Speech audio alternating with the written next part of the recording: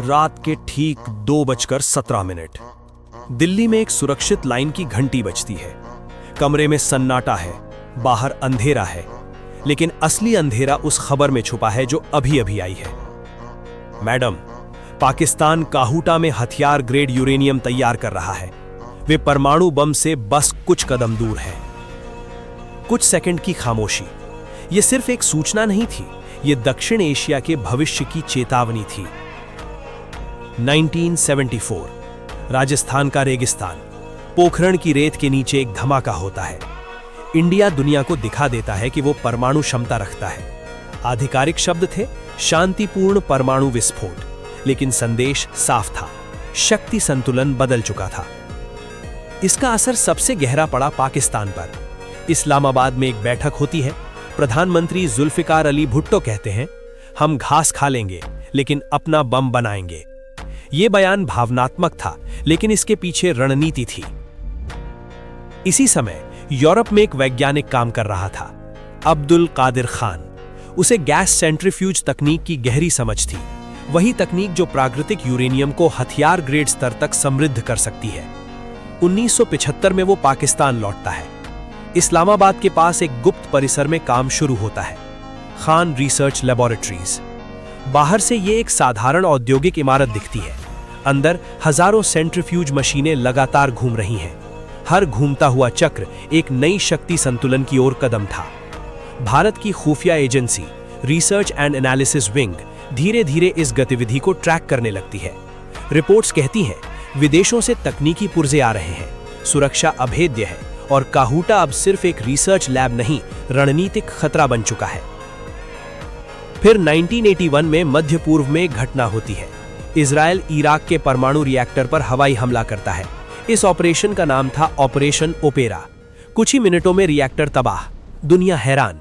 दिल्ली में रणनीतिक हलकों में सवाल उठता है, क्या काहूटा के साथ भी ऐसा किया जा सकता है?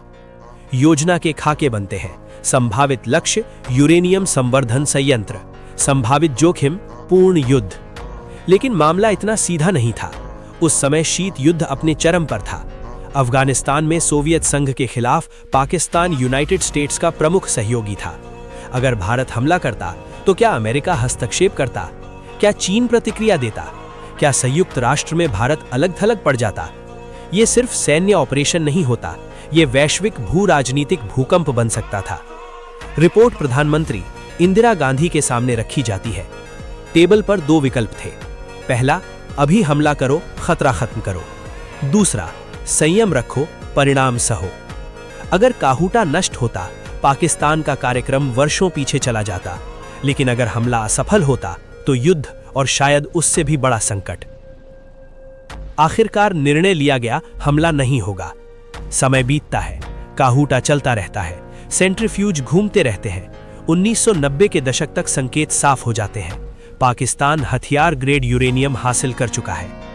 मई 1998, भारत फिर परीक्षण करता है। कुछ ही दिनों बाद पाकिस्तान भी बलूचिस्तान के पहाड़ों में परीक्षण करता है, चागाई 1।